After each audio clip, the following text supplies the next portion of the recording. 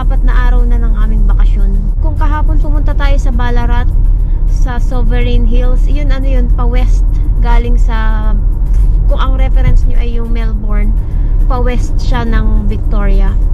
Tapos ngayon naman papunta naman tayo sa Port Campbell. Pupuntahan natin yung 12 Apostles. Malayo siya 2 hours and 25 minutes galing sa bahay. Mahaba-haba siyang drive. Tapos ang ginawa kong itinerary from malayo palapit para at least nakakaabante na kami pa uwi. So samahan nyo kami na pumunta sa 12 Apostles at saka yung within dun sa pababang area na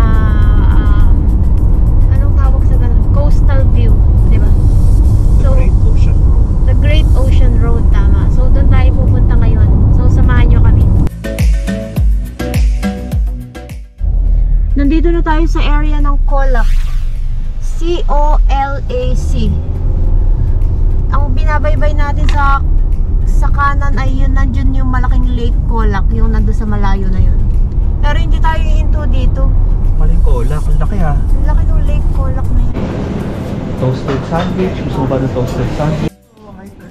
O sige, cheese, ano na lang, cheese sa hotdog. Bumaba kami dito sa may Colac, bigla kaming napaliko. Tapos para toilet break, tsaka bumili na rin kami ng pagkain. Ito yung hot roll na cheese, hotdog, tapos Pringles. Total $10 lang. Napansin namin mura lang yung mga pagkain dito, no? Kasi itong isang mahabang ito, $6 lang. Siguro kung sa Sydney, magkano kaya mga ganito? Palagay mo? Siguro nasa yan? Mga 10? 12. Oo, mas mura yung pagkain dito. Kahit yung kahapon na kinain namin doon sa Sovereign Hill na rice at saka chili con carne. Tapos isang parang, ano ba yun sa'yo? Sausage hot roll din, no? Tapos may 2 kape na. $30. Mas mura, no? Kumbaga tag 15 lang kami. Eh yung iba, kung sa Sydney yan, siguro $40 yun. So mas mura yung pagkain dito. So yun, tuloy-tuloy ulit kami. Meron pa kaming 1 oras para makarating dun sa welcome to Colac. Pinakamalayo namin na pupuntahan. Ito yung area ng Colac. Maiksing pakita lang ng mga bahayan dito sa Colac. Dun sa kanan natin nandun yung Lake Colac o Colac Lake, parang ganun. Pero ito yung ang vibe, yung probinsya, no? Yung feels dito sa Colac regional. Gaano kalayo to sa Melbourne? Galing sa Melbourne mga 150 kilometers ito, parang ganun, diba? Pa southwest. Ito siguro yung kanilang mga government offices. Ito na yung town center nila, Colac. Isang diretso. Wala masyadong tao, tsaka wala masyadong sasakyan. Tsaka may park sila lagi, no? Yung parang pinaka main town. May park. Oo. Ito, ang tawag sa park na to ay yun yata ang Botanic Garden nga yata. Nako, may natawid pa. Ito mga shops dito, no? Maganda rin. Parang kaano rin siya, ka-ambience din ng Goulburn. Nabutan tayo na stop. No. Okay. First time. Meron naman ditong K-Hub. May Toy World. Wow! KFC. Toyota. Baka may mga rare pops dyan.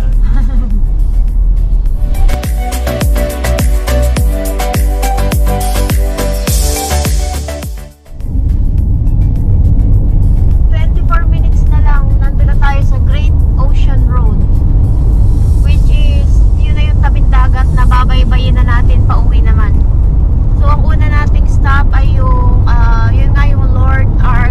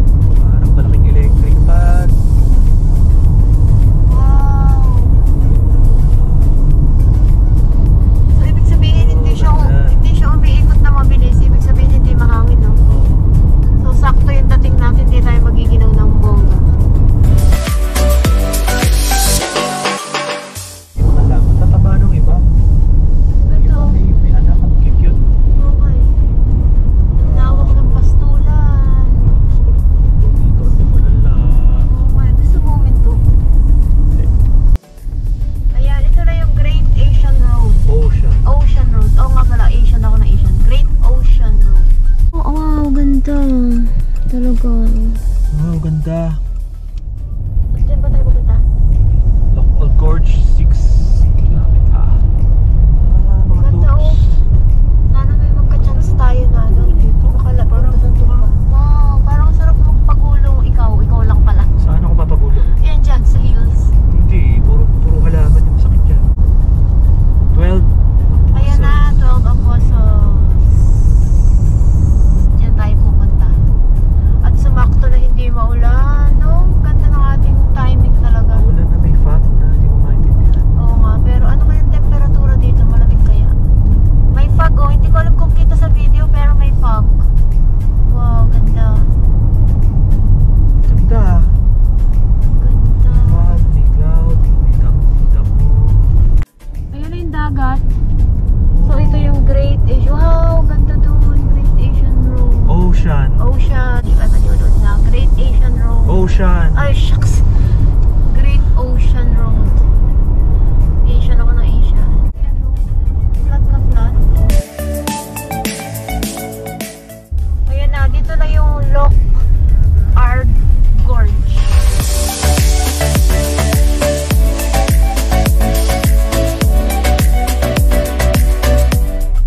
Ang daming tao. At naka-jacket sila na makapal. Yan, nandito na tayo sa Loch Ard Gorge. Ang ganda ng view. Nag-walk muna tayo tapos pakita ko sa inyo. Yan, so may gantong walk. Nakaka-walk ka ng ganyan. Tapos may part na close eh. Hanggang dito lang pala. Ito yung kabilang side pero hindi kayo makakababa.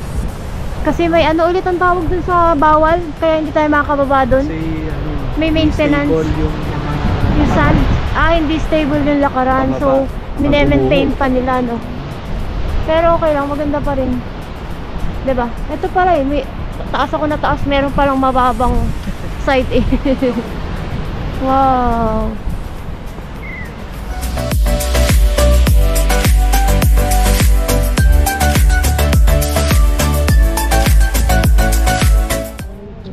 palubog na yun, oh. Paano kaya po?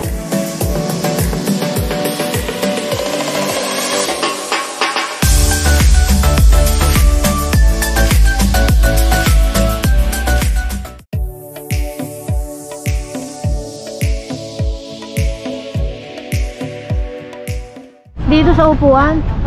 Ang ganda dito. Oh yeah, akyat ako dito sa upuan. Pero ang ganda ng view. Wow. Dapat dito tayo mag-selfie. It's breathtaking. It's breathtaking. Correct.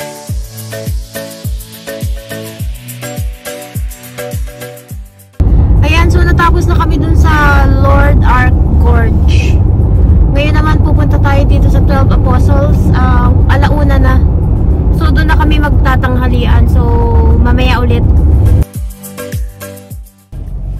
Ayan, dito tayo sa 12 Apostles. May motel pala dito, tapos center. Dito yung sakayan ng helicopter if gusto mong sumakay ng may view ng 12 Apostles. Pero ang presyo yata niya mga $245. Mga ganun. So dito tayo magkakain ng lunch.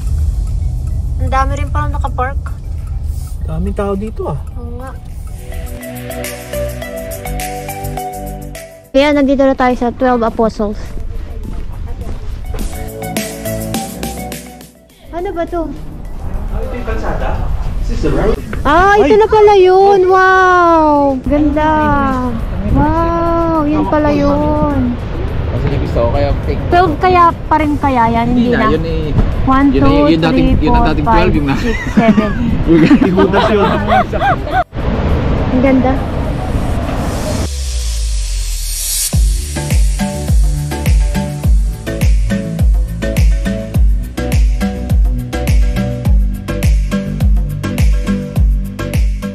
Yan, so alis na kami dito sa 12 Apostles. 2:30 na ng hapon. Pupunta naman kami ngayon sa Apollo Bay para mag-lunch. Late lunch na nga eh. Kasi doon sa kiosk, doon sa 12 Apostles, akala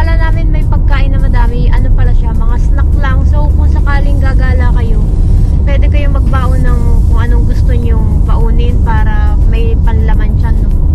Para kung sakali. Pero hindi naman din kami gutom.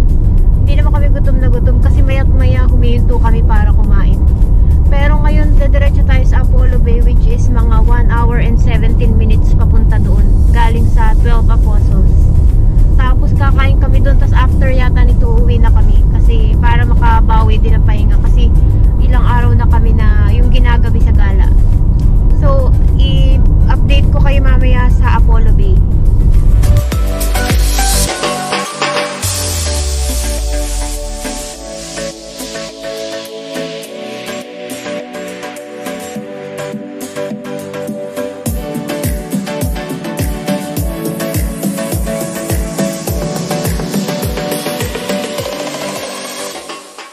Chinese restaurant. Ay, sarado yata. Ito na yung Apollo Bay. Ang ganda. Mahaba siya. Yung kabilang side, bundok at beach.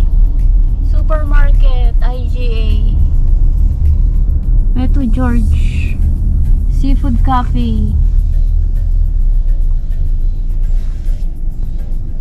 May magandang park.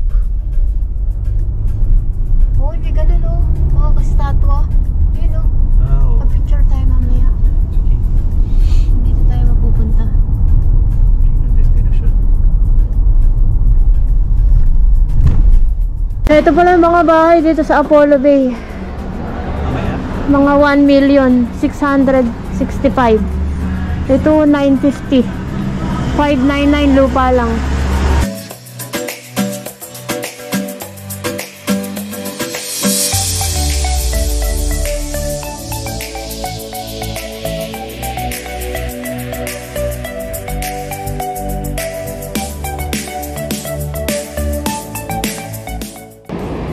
Yan, so ito na yung, anong tawag ko dito? St. George Lookout. Ito yung view. Pero ang lamig. Baka nanginginig ang St. George River Lookout. Baka nanginginig ang aking video. Pasensya. Kasi ang lamig. I-zoom ko ng kaunti. Ayan, dun pala yung sunset. Tapos ito yung view. Ito yung dinaanan natin. Ang ganda ng mga bahay kanina doon sa dinaanan natin. Ay, may pauso silang ganun, no? Yung parang mga padlock.